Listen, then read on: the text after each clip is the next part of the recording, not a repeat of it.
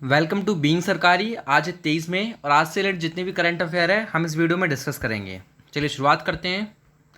प्रश्न 1 को देखते हैं। किस देश ने विवादास्पद हांगकांग कानून यानी कंट्रोवर्शियल हांगकांग लॉ पास किया हुआ है? रूस, अमेरिका, भूटान या चीन? दोस्तों इसका सही उत्तर है चीन। हाल ही में चाइना ने अभी एक हांगकांग कानून जो पास किया हुआ है, इसमें बहुत सारी कंट्रोवर्सी है।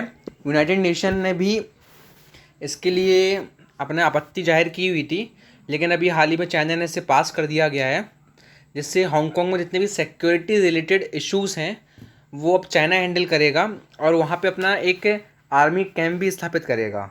चलिए दोस्तों चाइना को देख लेते हैं मैप में। दोस्तों ये हमारा इंडिया की नॉर्थ ईस्टर्न साइड से चाइना हमारी बॉर्डर से लगा हुआ है डायरेक्ट। ये हमारा पड़ोसी देश है। चाइना की कैपिटल है बीजिंग और चाइना की करेंसी है रेनमिनबी। चलिए दोस्तों प्रश्न 2 की तरफ आते हैं।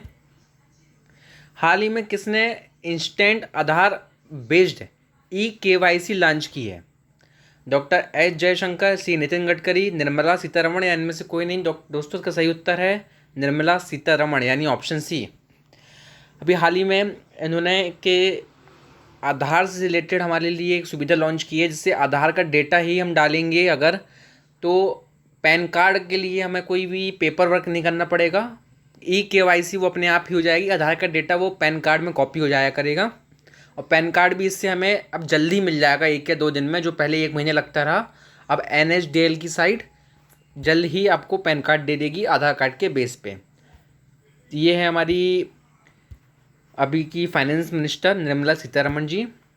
चलिए दोस्तों प्रश्न 3 देखते हैं। हाल ही में किसकी अध्यक्षता में 22वीं वित्त स्थिरता और विकास परिषद की बैठक संपन्न हुई है? दोस्तों इसका भी आंसर है ऑप्शन सी निर्मला सीतारमण। इन्होंने भी अभी 22वीं वित्तीय स्थिरता और विकास परिषद की बैठक संपन्न हुई है। ये फाइनेंशियल स्टेबिलिटी, जो कंट्री में फाइनेंस से रिलेटेड जितनी भी स्कीम चल रही हैं और अभी फाइनेंस से रिलेटेड जितनी भी क्राइसिस चल रहे हैं उन पे विचार करने के लिए ये स्थिरता और विकास परिषद की बैठक हुई है, जिनकी अध्यक्षता भी निर्मला सीतारमण जी ने की हुई है। चलिए प्रश्न 4 पर आते हैं। किस राज्य में 800 किलोमीटर की हर्बल रोड विकसित की जाएगी? दोस्तों हर्बल रोड मतलब ये होता है कि रोड के किनारे जितने भी पेड़ पौधे होते हैं वो मेडिसिनल प्लांट्स, यानी किसी भी यूज़ वाले जो मेडिकल में यूज़ में प्लांट्स यूज़ होते हैं वो प्लांट्स रोपित करना, वहाँ पे लगाना। दोस्तों इसका सही उत्तर है ऑप्शन सी। उत्तर प्रदेश में भी 800 किलोमीटर की रोड के साइड में जितने भी प्लांट्स लगेंगे वो आयुर्वेदिक प्लांट लगेंगे या हर्बल प्लांट, जैसे कि आंवला हो गया, पीपल हो गया, नीम हो गया, अश्वगंधा हो गया। ऐसी वैरायटी के पेड़ जो आयुर्वेद में यूज़ होते हैं, जो हर्बल कहलाते हैं, उनके प्लांट्स लगेंगे। चलिए दोस्तों अब उत्तर प्रदेश में क्या, उत्तर प्रदेश देख लेते हैं। ये हमारे नॉर्थ साइड पे उत्तर प्रदेश है। ये चाइना की बॉर्डर उत्तर प्रदेश से लगती है हमारे यहाँ पे। उत्तर प्रदेश की कैपिटल है लखनऊ और अभी उत्तर प्रदेश के हमारे CM है योगी आदित्यनाथ जी। चलिए आगे देखते हैं। प्रश्न 5। हाल ही में department for promotion of industry and internal trade के सर्वे में टोटल फॉरेन इन्वेस्टमेंट यानी FDI, जितने लोग बाहर से पैसा लगाते हैं हमारे देश में, कितने % की बढ़त हुई है? दोस्तों अभी 2019-20 के फाइनेंशियल ईयर का अभी आया हुआ डेटा, जो अभी DPIIT यानी department for promotion of industry and internal trade द्वारा लॉन्च किया गया था, उसके अकॉर्डिंग 18% की बढ़त हुई है हमारे यहाँ 2019-20 के फाइनेंशियल ईयर में। चलिए प्रश्न 6 को देख लेते हैं। हाल ही में किस देश के प्रतिनिधि सभा के उइघुर मुसलमानों के उत्पीड़न के लिए जिम्मेदार चीनी अधिकारियों पर प्रतिबंध लगाने के लिए कानून को मंजूरी दी गई है? दोस्तों उइघुर मुसलमान की एक कास्ट है जो कि चाइना के मिडिल चाइना में रहती है और वहाँ पे माइनॉरिटी का स्टेटस है। इसका मतलब कि कम जनसंख्या है इनकी बहुत।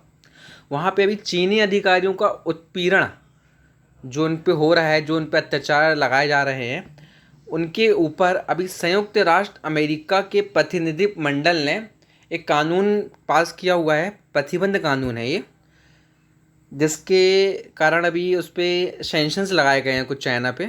चलिए देख लेते हैं, ये मैप में देख लेते हैं यूनाइटेड नेशंस। दोस्तों यूनाइटेड नेशन हम समझते हैं कि ये अमेरिका है पूरा, ये नॉर्थ अमेरिका है और ये साउथ अमेरिका है, लेकिन ऐसा नहीं है। यूनाइटेड नेशन में कुछ एरिया आता है, जैसे कि ये सेंटर नॉर्थ अमेरिका का पार्ट है, ये अलास्का का पार्ट का, ये हवाई आइलैंड्स हैं। ये सब मिला के यूनाइटेड स्टेट्स ऑफ अमेरिका बनते हैं। इसके अभी प्रेसिडेंट हैं हमारे डोनाल्ड ट्रम्प और कैपिटल है वॉशिंगटन DC। चलिए दोस्तों, प्रश्न 7 देखते हैं। हाल ही में फुर्सरियम विल्ट TRA नामक एक नया वर्ड अभी न्यूज़ में चल रहा था बहुत ज़्यादा। ये क्या है? मछली की एक प्रजाति, कवक, फंगस या एल्गई, या इनमें से कोई नहीं दोस्तों। उसका सही उत्तर है कवक फंगस। ये अभी कोरोना वायरस का हमारा इतना ज़्यादा पेंडेमिक चल रहा है, बीमारी चली जिसका कोई इलाज नहीं है, ऐसे ही ये एक फुसेरियम विल्ट TR4 एक फंगस है जो कि केले के पेड़ में हो रही है। ये उतनी ही घातक है जितनी हमारी कोरोना वायरस है, क्योंकि इसका भी कोई इलाज नहीं है। और दुनिया भर में जहाँ जहाँ केले का सबसे ज़्यादा उत्पादन होता है, जैसे इक्वाडोर में पूरी दुनिया का सबसे ज़्यादा केले का प्रोडक्शन होता है, वहाँ भी ये बीमारी फैली हुई है, जिसके कारण बहुत ज़्यादा प्रोडक्शन में हानि आई हुई है। चलिए दोस्तों, ये देख लेते हैं। ये पार्ट, ये केले का पेड़ जब इस फंगस से ग्रस्त होता है तो ये कुछ ऐसा हो जाता है, और अंदर से ये केले के जो तना होता है ये सड़ चुका होता है अंदर से। ये फंगस बहुत ही घातक है, इससे पेड़ पूरा नष्ट हो जाता है और कुछ भी नहीं बचता फिर। चलिए दोस्तों, प्रश्न 8 देख लेते हैं। हाल ही में किस राज्य सरकार ने घोषणा की है कि वह अपने सभी नागरिकों का डेटा एकत्र करने के लिए राज्य स्वास्थ्य रजिस्टर यानी स्टेट हेल्थ रजिस्टर लॉन्च करेगी? महाराष्ट्र राज्य सरकार, कर्नाटक राज्य सरकार, हरियाणा या उत्तर प्रदेश? दोस्तों उसका सही उत्तर है ऑप्शन बी, कर्नाटक राज्य सरकार। अभी कोविड-19 की वजह से बहुत ज़्यादा हेल्थ में लोगों को दिक्कत आई हुई है। सभी स्टेट परेशान हैं। किसी स्टेट के पास एक रिलायबल डेटा नहीं है कि हमारे यहाँ पे कितने मरीज डायबिटीज़ के हैं, कितने मरीज़ हार्ट पेशेंट के हैं, कितने मरीज कुछ अन्य बीमारी से रिलेटेड हैं। इसलिए उसने अभी कर्नाटक राज्य सरकार ने ये घोषणा की है कि वो एक स्टेट हेल्थ रजिस्टर बनाएगी, जिसमें सभी सिटीजन्स का एक डेटा होगा कि किसको कैसी बीमारियां हैं, कितने लोग कौन सी बीमारी से ग्रस्त हैं। ठीक है, सब कर्नाटक ने किया, तो कर्नाटक को मैप में देख लेते हैं। ये बीच में मध्य प्रदेश, नीचे महाराष्ट्र, उसके नीचे कर्नाटक। ये कर्नाटक हमारा वेस्टर्न साउथ वेस्टर्न एरिया में एक राज्य है, जिसकी कैपिटल है बेंगलोर। दोस्तों यहाँ से एक बहुत इम्पोर्टेंट पोर्ट भी आता है, पोर्ट मतलब बंदरगाह, जिसको मैंग्रोव बंदरगाह भी बोलते हैं, मैंगलोर। चलिए दोस्तों, प्रश्न 9 पर आते हैं। लोकसभा परिसीमन के सहयोगी सदस्य के रूप में कितने सांसदों को नामित किया गया है? दोस्तों अभी परिसीमन आयोग की भी बैठक हुई है, जिसमें लोकसभा के कुछ सदस्य को नामित किया गया है। सहयोगी सदस्य ये बन के यहाँ कार्य करेंगे। तो दोस्तों इसका सही उत्तर है ऑप्शन ए, लोकसभा के 15 सदस्यों को सहयोगी सदस्य के रूप में नामित किया गया है। चलो दोस्तों, प्रश्न 10 को देखते हैं। प्रतिवर्ष किस दिन को international day of UN peace keepers रूप में मनाया जाता है? तो दोस्तों पहले जानते हैं ये है क्या। UN पीस कीपर्स यानी शांति बनाने के लिए यूनाइटेड नेशन मिशन लॉन्च करती है। जो दुनिया में कुछ एरिया होते हैं जो कि बहुत ज़्यादा टेररिज्म या आतंकवादी गतिविधियों से ग्रस्त होते हैं, उन एरियो में पीस यानी शांति रखने के लिए UN वहाँ पे मिलिट्री भेजता है, वहाँ पे सिक्योरिटी इंश्योर करता है। तो दोस्तों अभी हाल ही में 29 मई को international day of UN peace keepers मनाया गया है।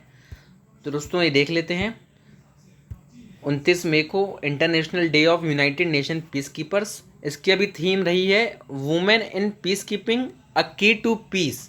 दोस्तों हमें ये थीम याद रखनी है, बहुत सारे एग्जाम में पूछी जाती है।